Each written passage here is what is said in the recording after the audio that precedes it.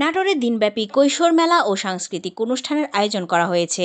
নাটোর থেকে মোহাম্মদ জালাল উদ্দিন জানান, শুক্রবার শহরের হরিশপুর টিএমএসএস পলিটেকনিক ইনস্টিটিউট চত্বরে মেলার উদ্বোধন করেন নাটোর ২ আসনের সংসদ সদস্য শফিকুল ইসলাম শিমুল। এরপর মেলার ১০টি স্টল পরিদর্শন করেন তিনি।